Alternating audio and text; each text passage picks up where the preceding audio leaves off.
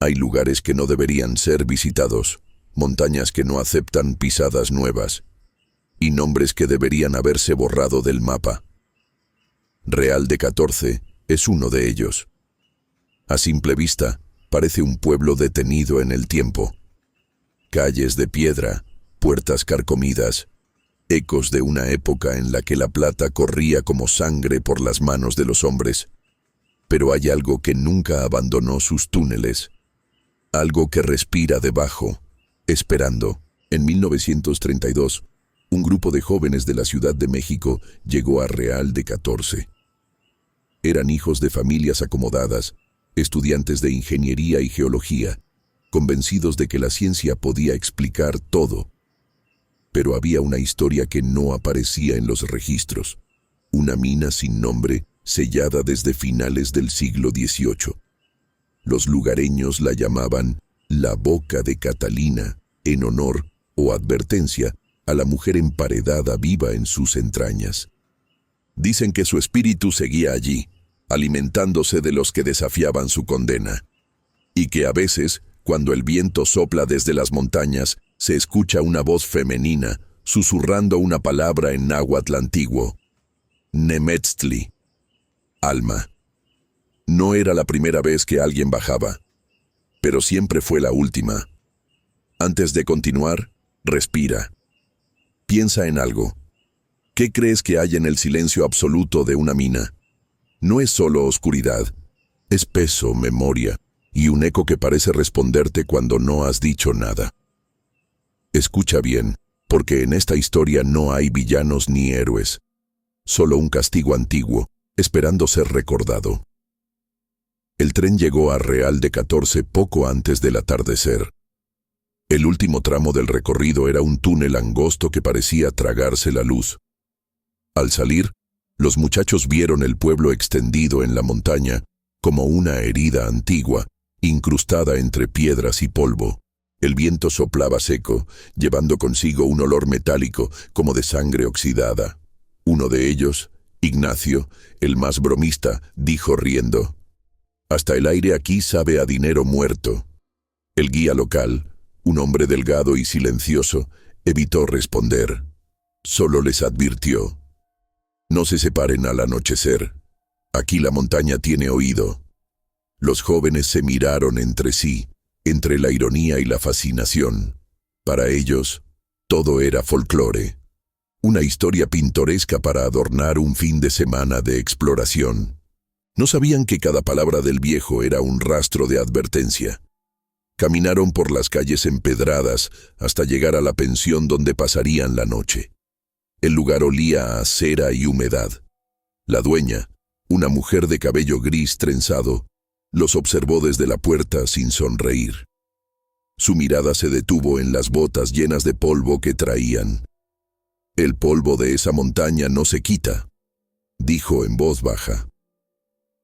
«¿Perdón?», preguntó Emilia, la única mujer del grupo.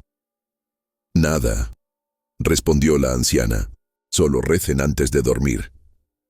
Durante la cena hablaron de la leyenda. Carlos, el líder del grupo, llevaba un cuaderno con notas sobre mitos mineros del norte. «Catalina», dijo leyendo, «fue una curandera acusada de brujería en 1784. Según el relato, protegía a los mineros con rituales de la montaña. Pero cuando los derrumbes comenzaron, la acusaron de invocar al demonio. Fue condenada y sellada viva en una galería sin nombre. La mina desapareció de los registros. Solo quedó el rumor de que aún respira». Ignacio soltó una carcajada. «Entonces mañana la hacemos respirar de nuevo». La lámpara sobre la mesa parpadeó. El sonido fue leve, pero suficiente para hacerlos callar. La dueña de la pensión, que los escuchaba desde el mostrador, dejó caer el rosario que tenía entre los dedos. «Si la despiertan», murmuró, «no volverán a ver la luz». El silencio se instaló como una sombra espesa. Afuera, el viento rugía entre las montañas, haciendo vibrar los postigos, y por un instante, a lo lejos, creyeron oír algo más que el viento. Un canto. Una voz femenina, suave, que parecía salir de las piedras mismas. No era humana. No pedía ayuda. Llamaba. Esa noche, ninguno durmió bien. Y cuando amaneció, el polvo de plata ya cubría el alféizar de las ventanas, como si la montaña hubiera soplado dentro de la casa. El amanecer en Real de 14 era pálido, sin calor. El cielo parecía una lámina de estaño, y las montañas, sombras inmóviles. El grupo se reunió frente a la entrada de la mina más cercana, guiados por el mismo hombre delgado que los había recibido el día anterior. Nadie sabía su nombre. Solo lo llamaban el guía, y parecía conocer cada grieta de la tierra. «No hay mapa de esto», dijo él, mientras ajustaba el farol. «Las minas aquí cambian con los años. Se cierran solas, o abren donde no deberían». Carlos revisó su cuaderno con entusiasmo, fingiendo calma. Ignacio llevaba una cámara, riéndose todavía. «A ver si la bruja sale bien en la foto», bromeó. Emilia fue la última en hablar. «No creo que debamos hacerlo», murmuró. «No seas supersticiosa», respondió Carlos con una sonrisa. Pero su voz no sonaba tan segura. Al entrar, el aire cambió. Era más denso, más frío. El farol proyectaba sombras que parecían moverse solas sobre las paredes de piedra. El suelo estaba cubierto de polvo plateado, tan fino que cada paso dejaba una huella que brillaba débilmente. Había silencio, un silencio tan absoluto que podían escuchar sus propios corazones. A los pocos metros encontraron una abertura estrecha con una tabla podrida cruzando el paso.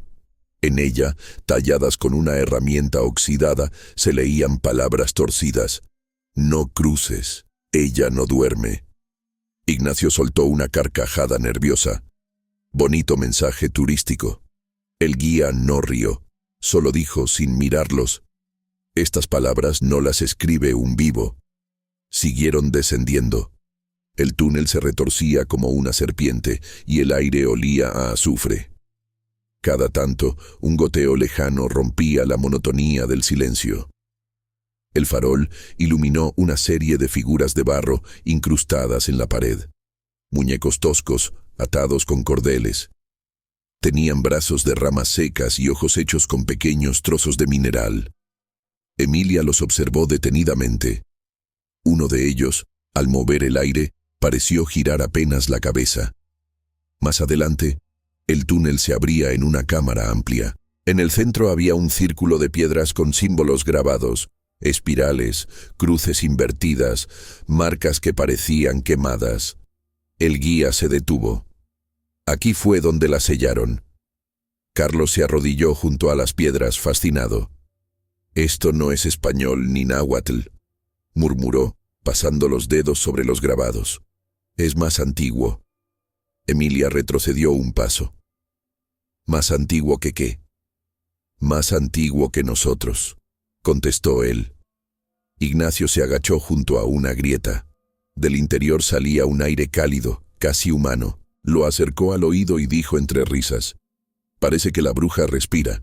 Y entonces lo escucharon. Un sonido seco, profundo. Una exhalación que no venía del viento. El suelo tembló suavemente. El farol parpadeó. Y en la pared del fondo algo brilló como si un ojo se abriera en la oscuridad. El guía soltó el farol. «Vámonos». Pero nadie se movió, porque desde el túnel por donde habían entrado, llegó una voz. Suave, femenina, un murmullo que se deslizó entre las piedras, repitiendo una sola palabra: «Nemetztli». Los faroles se apagaron todos al mismo tiempo, y el eco de esa voz siguió, incluso después del silencio. El silencio posterior a la voz fue tan absoluto que dolía. Solo se oía el goteo de agua cayendo desde algún punto invisible del techo. El farol del guía, caído en el suelo, titilaba débilmente, proyectando sombras temblorosas que parecían moverse por voluntad propia. Carlos lo recogió con manos temblorosas. «Fue el viento», dijo, pero su voz sonó hueca, sin convicción. Emilia respiraba rápido, intentando no llorar. El aire olía a metal y a tierra mojada, pero había algo más. Un perfume dulzón, antiguo, que no pertenecía a ese lugar. Como el olor de una flor marchita guardada demasiado tiempo. El guía hizo la señal de la cruz. Ella está despierta. Ignacio soltó una carcajada nerviosa, buscando romper la tensión. ¿Ella? ¿La bruja? ¿De verdad crees en eso? Pero nadie respondió. El farol volvió a parpadear y en ese instante breve, todos vieron lo mismo. Una sombra, alta y delgada, moviéndose en el fondo del túnel. No caminaba, flotaba, rozando las paredes con los dedos. ¿Quién está ahí?, gritó Carlos, apuntando la luz hacia la oscuridad. Nadie contestó, solo el eco deformado repitió su voz. Ahí, ahí, ahí. De pronto, un ruido seco los hizo girar. El suelo se había hundido donde Ignacio estaba parado. El muchacho desapareció en cuestión de segundos, tragado por la tierra. Emilia gritó, corriendo hacia el hueco, pero el guía la detuvo. «No lo mires», ordenó con voz grave. «Si lo miras, te sigue». Carlos ignoró la advertencia. Se inclinó y alumbró con el farol. Abajo no había nada, solo una oscuridad espesa, casi líquida, y un sonido que parecía una respiración. Una inhalación profunda, lenta, y después, un suspiro. El farol se apagó. En la oscuridad total, escucharon pasos. No eran humanos. Eran arrastres, movimientos que raspaban la piedra. Emilia sollozaba. «Tenemos que salir», dijo apenas audible. El guía murmuró una oración en voz baja, en una lengua que ninguno reconoció. Carlos lo escuchó repetir una frase una y otra vez. «No la nombres, no la mires, no respires con ella». Una ráfaga de aire cálido los golpeó desde el fondo del túnel, y junto a ella, un susurro, como una voz rozando sus oídos desde todos los lados. «Uno ya está conmigo». Carlos cayó de rodillas. El sonido de la voz era tan claro, tan humano, que parecía salir desde dentro de su cabeza. Emilia lo sostuvo intentando levantarlo, pero él solo murmuraba entre dientes: «Está detrás de nosotros». El guía, con los ojos abiertos de par en par, alzó la lámpara. Por un segundo la luz iluminó la figura. No era una sombra, sino algo cubierto de polvo de plata. Una mujer con un vestido roto, pegado al cuerpo, y una máscara de cerámica blanca, cuarteada, como si hubiese sido parte de la pared misma. Sus manos estaban manchadas con mineral brillante, y sus dedos, largos y delgados, se movían con un ritmo lento, casi ritual. Emilia gritó. La mujer inclinó la cabeza como si escuchara, y luego muy despacio sonrió detrás de la máscara. El farol estalló, y el túnel entero se llenó de un sonido imposible. El crujido de rocas moviéndose, el murmullo del aire atrapado, y risas. Docenas de risas, no humanas, no vivas. El guía tomó a los dos sobrevivientes del brazo y corrió por el túnel, guiado solo por el instinto. Detrás de ellos, las sombras se movían como una marea viva. Y mientras corrían, una voz suave, melancólica, los seguía repitiendo una sola frase. «Catalina no olvida. Catalina no perdona». Corrían sin saber hacia dónde. El aire era tan denso que dolía al respirar. Cada paso levantaba una nube de polvo plateado que parecía flotar más de lo normal, como si tuviera peso propio. El túnel se curvaba, se dividía, se multiplicaba. Era como si la mina jugara con ellos, cambiando su forma para impedirles salir. El guía se detuvo un instante, jadeando. El farol de repuesto temblaba en su mano. «Esto no es el mismo camino», dijo con voz rota. «La montaña los mueve». «¿Qué?», preguntó Emilia. «Nos cambia de lugar, nos lleva a donde quiere». Carlos se apoyó contra una pared, intentando recuperar el aliento. La roca estaba tibia, y palpitaba. Apartó la mano de golpe como si hubiera tocado carne viva. Dios, esto está vivo. El guía lo miró con desesperación. ¿Vivo? No, maldito. Un sonido los interrumpió. Pasos. Al principio, creyeron que era Ignacio. Una figura apareció en la penumbra del túnel. Avanzaba lentamente, arrastrando los pies. Tenía la ropa cubierta de polvo y la cabeza inclinada. Carlos corrió hacia él. «Ignacio, estás vivo». Pero cuando la figura levantó el rostro, todos retrocedieron. Su piel era gris, rígida, los ojos completamente blancos, y en su boca había polvo, polvo que salía con cada exhalación, como si respirara tierra. «No debiste buscarme», dijo con una voz que no era suya. El guía retrocedió, santiguándose. «No es él. Ya no es él». La figura dio un paso más. El sonido de sus huesos crujía al moverse. De su cuello colgaba un pedazo de cuerda rota, cubierta de minerales. Emilia gritó, pero el eco la ahogó. Ignacio, o lo que quedaba de él, extendió una mano. En su palma brillaba algo, una piedra plateada con forma de corazón. «Ella me dio esto», susurró. «Dijo que ahora pertenezco a la montaña». Carlos lo empujó, y la figura cayó sin resistencia, deshaciéndose al tocar el suelo. No se rompió, se desintegró, convirtiéndose en polvo que flotó por el aire. Y entonces, de los muros de la mina, surgieron grietas. De ellas empezó a salir más polvo. No como antes, este tenía forma, manos, rostros, cuerpos incompletos, decenas, quizás cientos, los que alguna vez bajaron y nunca regresaron. Las almas que Catalina había guardado. El guía gritó una oración en náhuatl, alzando el farol. El aire vibró, el polvo retrocedió. Por un momento, y en el fondo del túnel, apareció ella, la mujer de la máscara, inmóvil, rodeada por una bruma brillante que parecía hecha de partículas metálicas.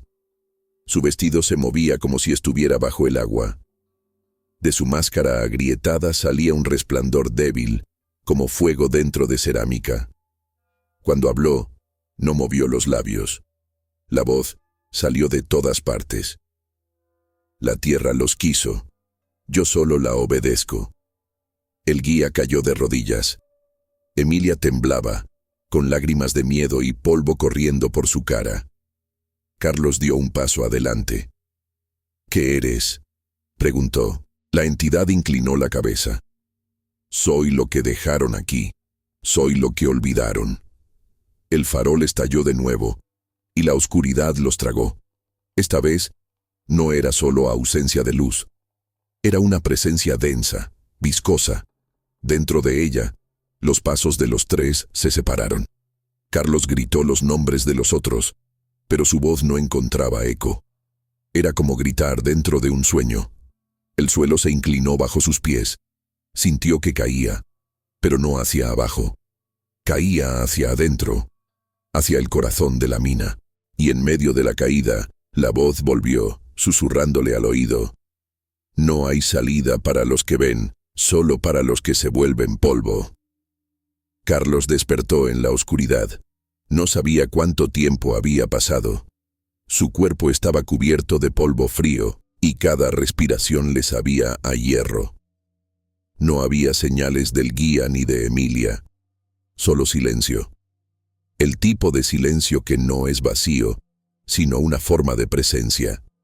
Se incorporó lentamente, usando el farol roto como bastón. Alrededor las paredes brillaban con un resplandor débil, natural. No provenía de ninguna lámpara. Eran las piedras mismas. Cada una parecía latir al ritmo de su respiración. Avanzó, tropezando con raíces secas que salían del suelo. Pero no eran raíces. Eran venas. Venas de plata.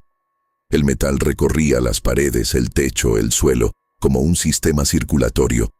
La montaña tenía un cuerpo, y él estaba dentro de él. En una curva del túnel, encontró una galería abierta.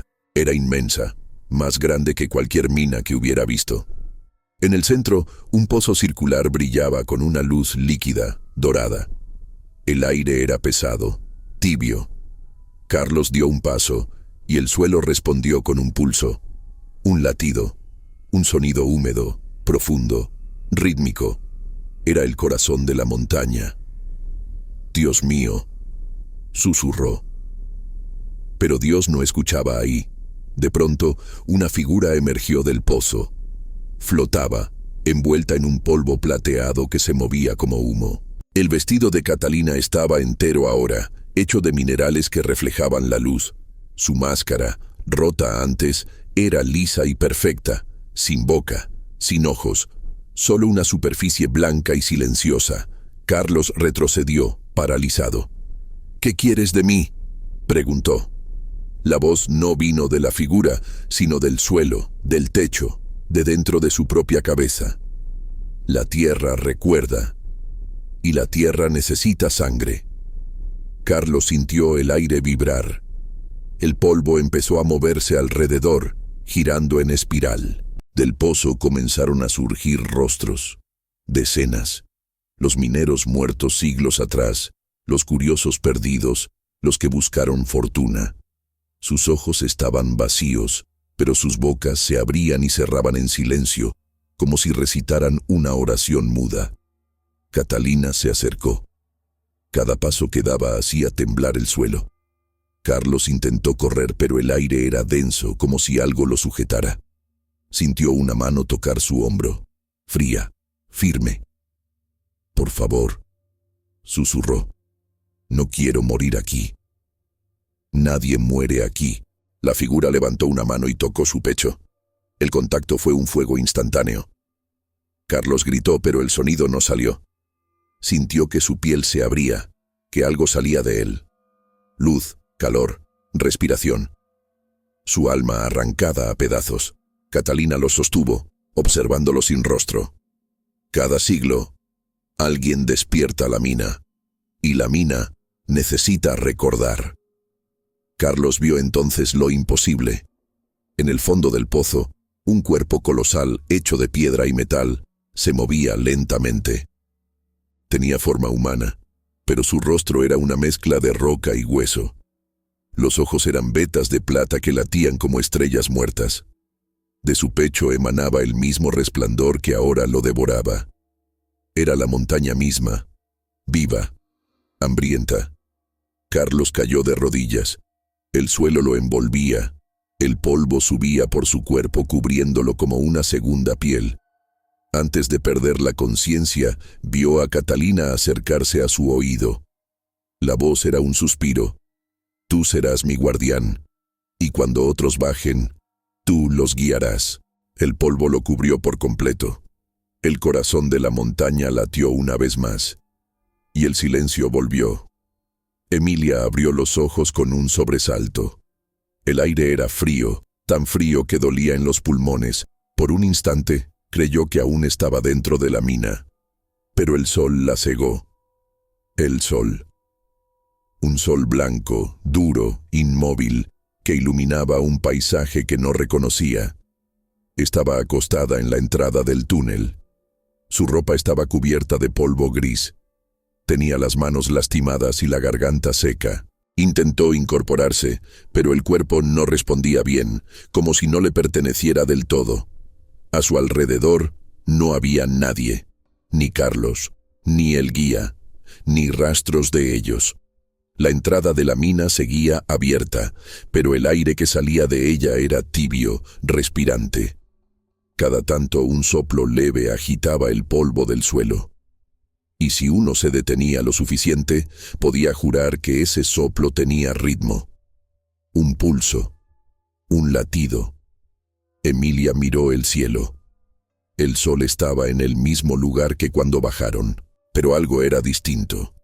Las sombras eran más largas, más pesadas, y parecían moverse lentamente, como si respiraran también. Dio los primeros pasos hacia el pueblo. El camino estaba cubierto de maleza seca y piedras. Recordaba haber tardado menos de 1 hora en subir desde Real de 14. Pero ahora no reconocía nada. Las colinas parecían más áridas, las construcciones en ruinas. No había humo, Ni voces, ni vida. Cuando llegó al pueblo, el silencio era absoluto. Las puertas estaban abiertas, los objetos cubiertos por una capa fina de polvo blanco. Entró en una de las casas. Todo estaba congelado, como si el tiempo hubiera detenido su respiración. Sobre una mesa había un periódico amarillento. Emilia lo tomó con manos temblorosas. La fecha decía 22 de abril de 1965. Su mente no pudo comprenderlo. Habían bajado en 1932. Habían pasado 33 años. Cayó de rodillas, con el papel entre las manos. El silencio era tan profundo que podía oír los latidos de su corazón. Y entonces escuchó otro. No el suyo. Uno más grave, más lento. Venía del suelo. Salió corriendo hacia la calle, con lágrimas en los ojos. La montaña, a lo lejos, parecía diferente. Había grietas nuevas, y de algunas salía un humo plateado. El aire olía a azufre, y entre el polvo creyó ver una figura de pie. Un hombre, inmóvil, observándola desde la entrada de la mina. «¿Carlos?», gritó con la voz quebrada. La figura dio un paso adelante. Sí, era él. Su ropa era la misma, pero su piel tenía un tono opaco, como si estuviera cubierta de una capa de minerales. Su mirada era vacía. Su sombra se proyectaba más larga de lo normal, alargándose hasta los pies de Emilia. «Carlos, estás vivo». Él sonrió. Una sonrisa lenta, tensa, imposible. La montaña nos perdonó. Su voz era ronca, hueca, llena de eco. «Pero nunca nos deja ir del todo». Emilia retrocedió. «No, no puede ser». Él se acercó más. La luz del sol cayó sobre su rostro y ella vio que no era polvo lo que lo cubría. Era plata. Su piel era de plata. Cada movimiento hacía un sonido leve, metálico. Carlos extendió una mano. «Ven conmigo». Ella negó con la cabeza, llorando. «No, tú estás muerto». Él inclinó la cabeza como si no entendiera. «Allá abajo nadie muere, Emilia. Solo cambiamos de forma. La montaña no nos mata, nos transforma». El viento sopló con fuerza. Del túnel salió una voz, suave, femenina. «Nemetzli». Carlos giró la cabeza hacia la mina, y por un instante Emilia juró ver detrás de él la figura de Catalina, alta, inmóvil, su máscara blanca reluciendo bajo el sol. El aire se volvió espeso y las sombras se alargaron aún más. Carlos extendió la mano una vez más. «Ya es tarde para irte. Ahora tú también le perteneces». Emilia retrocedió, corriendo hacia el camino. Pero con cada paso, el paisaje cambiaba. Las casas se borraban. El pueblo se deshacía como polvo. Y detrás de ella, la voz de Catalina se fundía con la del viento, susurrando una promesa que la perseguiría hasta el último aliento. «Nadie sale. Solo la montaña recuerda». El camino hacia la salida del pueblo estaba cubierto por una capa de polvo tan fina que cada paso levantaba una nube luminosa. Emilia corría, pero el aire parecía oponerse a su movimiento. El horizonte se movía con ella, como si la siguiera. El paisaje era idéntico sin importar en qué dirección mirara. Ruinas, viento, silencio. A lo lejos, el sol se hundía en un cielo inmóvil. Ni un solo sonido provenía de los cerros, ni pájaros, ni insectos, nada. Solo el rumor constante del polvo arrastrándose entre las piedras, como si el suelo respirara por sí mismo. Emilia se detuvo, agotada. Su cuerpo temblaba. El aire olía a sal y azufre. Cerró los ojos y escuchó. El silencio no era tal. Había algo detrás. Un murmullo profundo, repetitivo. Una frase que el viento arrastraba desde todos los puntos de la montaña. Uno ya fue, otro espera, y la última aún respira. Abrió los ojos con el corazón latiendo en la garganta. El sonido no provenía de lejos. Estaba dentro de su cabeza. Avanzó tambaleante hasta llegar a una pequeña ermita de piedra, medio enterrada. El lugar olía a humedad antigua. Dentro había velas consumidas y restos de cruces de hierro. Sobre el altar, una figura tallada en piedra representaba a una mujer arrodillada, con el rostro cubierto por un velo. A los pies, una inscripción casi borrada por el tiempo. Catalina, protectora de la mina. Emilia retrocedió, horrorizada. No, susurró. No eras una bruja. El viento se levantó con un gemido, moviendo las llamas de las velas muertas. Del polvo acumulado en el suelo comenzaron a surgir formas humanas. Primero rostros, luego cuerpos, siluetas translúcidas, grises, que se movían lentamente como si recordaran haber sido carne alguna vez. Una de ellas se acercó. Era el guía. Sus ojos eran vacíos, pero su voz conservaba un eco distante. Ella no maldice, dijo. Ella custodia. Emilia retrocedió temblando. ¿Custodia qué? ¿Qué hace aquí? El equilibrio.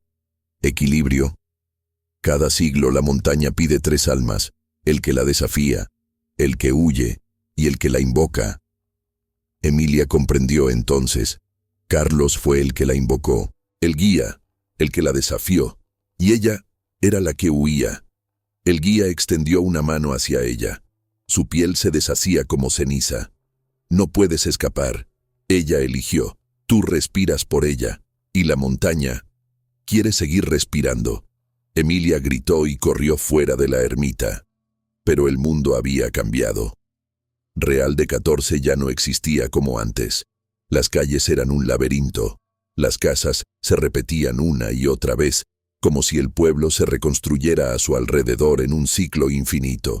Por las ventanas abiertas veía figuras inmóviles, cubiertas de polvo, con rostros serenos. Hombres, mujeres, niños, todos convertidos en estatuas, todos con una fina capa de plata sobre la piel. Dios, murmuró, no hay salida. Y entonces escuchó un sonido, una respiración, detrás de ella. Se giró lentamente. Carlos estaba allí, de pie, inmóvil. Sus ojos ahora brillaban con un tono dorado. Su voz era suave, sin rastro de humanidad. No corras más, Emilia. La mina ya está afuera. El suelo comenzó a temblar. Las montañas retumbaron como un trueno lejano. El aire se llenó de polvo brillante y a lo lejos, entre los cerros, una silueta gigantesca se levantó, formada por rocas y metal. Era un cuerpo colosal, la forma de una mujer, la guardiana. Catalina emergía de la tierra. Su rostro sin rasgos apuntaba al cielo, y en su pecho, un resplandor pulsaba como un corazón. Emilia cayó al suelo, llorando. El polvo la cubría, entrando en su boca, en sus ojos, en su piel. Sintió que su cuerpo se endurecía, que algo la envolvía por dentro. Su respiración se volvió metálica. Y mientras se disolvía en la tierra, una voz la acarició con ternura infinita. No temas, todos vuelven a mí, porque la montaña es madre, y la madre nunca olvida. El polvo se asentaba lentamente sobre Real de 14, como si una nevada de ceniza cubriera el mundo. Las calles desaparecían bajo una pátina de plata y tierra. Las sombras se fundían con las piedras, y en el horizonte, la figura de la montaña latía. Cada pulsación hacía vibrar el aire. Era un corazón antiguo, respirando de nuevo. Emilia abrió los ojos. El cielo estaba gris. No sabía dónde terminaba la tierra y dónde empezaba su cuerpo. Intentó mover la mano, pero sintió que no había huesos, ni piel, ni peso. Solo una consistencia fría, mineral, inmóvil. Su respiración salía en forma de vapor blanco. Miró hacia el horizonte. Allí estaba Carlos, de pie, observando. Pero no caminaba, flotaba, suspendido. Sus ojos brillaban con un resplandor pálido, sin pupilas. «Carlos», susurró ella, o lo que quedaba de su voz. Él sonrió, despacio. Ya lo entiendes, la montaña no nos devora, nos completa. Emilia intentó negar con la cabeza, pero el movimiento fue torpe, rígido. Miró sus manos. Eran de piedra, no gris, sino de un tono claro, con vetas brillantes, como si su piel se hubiera convertido en una aleación de tierra y plata. Una corriente tibia subía desde el suelo, llenando su pecho, y entonces lo comprendió. Respiraba al ritmo de la montaña. La montaña soy yo. La voz resonó dentro de su mente, dulce y antigua. No era Catalina, era algo más grande. Era la entidad misma, hablando a través de cada mineral, de cada eco, de cada alma atrapada en las grietas del mundo. Cada siglo, 3 regresan. Uno para recordarme, otro para contenerme, y el último, para renacer conmigo. Emilia sintió que su corazón dejaba de latir, pero no con miedo. Era como si el tiempo se disolviera. Recordó a los mineros de siglos atrás, los gritos bajo tierra, los rostros petrificados. Eran parte de ella ahora, todos, miles de almas latiendo dentro de un solo cuerpo inmenso, la montaña.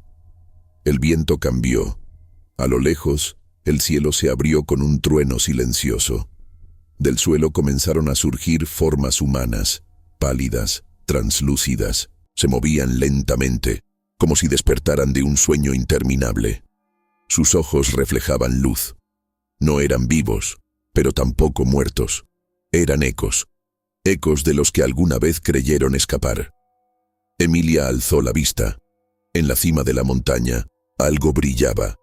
Una silueta femenina, un vestido ondulando como humo, una máscara blanca, lisa, Catalina.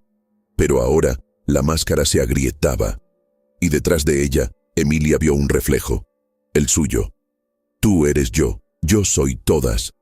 La comprensión la atravesó como un relámpago. No había maldición, había continuidad. Cada guardiana anterior había sido devorada solo para renacer en otra forma. Catalina, las almas mineras, Carlos, todos eran extensiones del mismo corazón, el corazón de la tierra. La figura de Catalina levantó la mano hacia el horizonte. Emilia imitó el gesto sin pensarlo. El polvo del valle se elevó, formando un espiral dorado que cubrió todo el pueblo. Y cuando el resplandor se extinguió, Real de 14 ya no estaba. Solo quedaba el silencio, el verdadero silencio. El silencio que escucha. Desde ese día, los pocos viajeros que llegan a las montañas dicen que el aire allí es distinto, que al poner la mano sobre el suelo sienten un pulso, y que si se atreven a pronunciar un nombre, Catalina, Carlos o Emilia, el viento responde, repitiéndolo 3 veces, como un eco interminable. Uno ya fue, otro espera, y la última aún respira. Y bajo la tierra, en el corazón de la mina, el polvo se mueve con un sonido leve, como si alguien respirara, como si alguien despertara. Pasaron los años. Real de 14 se convirtió en un destino para curiosos, fotógrafos y buscadores de lo oculto. Los guías locales repiten la historia de la guardiana de las minas como si fuera un mito turístico, algo para entretener a los visitantes antes de venderles una piedra de recuerdo. Pero hay detalles que nadie cuenta, detalles que solo se susurran en voz baja, cuando el sol se esconde y el viento vuelve a soplar desde la montaña. Dicen que algunos turistas desaparecen sin dejar rastro. Dicen que otros regresan, distintos, con la mirada perdida, con la piel pálida, brillante, como si hubieran estado demasiado tiempo bajo tierra. Y cuando hablan, lo hacen despacio, midiendo cada palabra, como si el aire mismo los escuchara. En 1974, un grupo de exploradores filmó dentro de una de las minas abandonadas. El metraje, encontrado años después en una cámara oxidada, mostraba solo sombras y polvo, pero en el minuto 33, una voz femenina se filtraba entre los ruidos estáticos. Decía una sola palabra, Nemetztli. Después, un suspiro y un rostro, apenas visible en la penumbra, una máscara blanca, rota. Los lugareños aseguran que no hay tecnología capaz de grabar sonido allí sin distorsión, que todo lo que se intenta registrar vuelve con ese mismo eco, ese mismo pulso, como si la montaña respirara dentro de los micrófonos. Hoy, las minas de Real de 14 están cerradas por motivos de seguridad. Pero los que viven cerca saben que cada cierto tiempo se ve una luz bajo la tierra, y que si uno escucha con atención, puede oír pasos. 3 pasos, uno firme, uno débil, y uno que arrastra. Algunos dicen que son los de Carlos, buscando nuevas almas. Otros creen que es Emilia, cuidando la entrada. Pero los más viejos lo saben bien. La montaña sigue viva, y la montaña siempre recuerda. Si alguna vez caminas por Real de 14, no repitas su nombre. Y si ves una figura inmóvil entre el polvo, no te acerques, porque puede que te esté observando, puede que te esté eligiendo. Y si alguna vez escuchas tu propio eco respondiéndote desde la oscuridad, entonces ya es demasiado tarde. Uno ya fue, otro espera, y la última aún respira.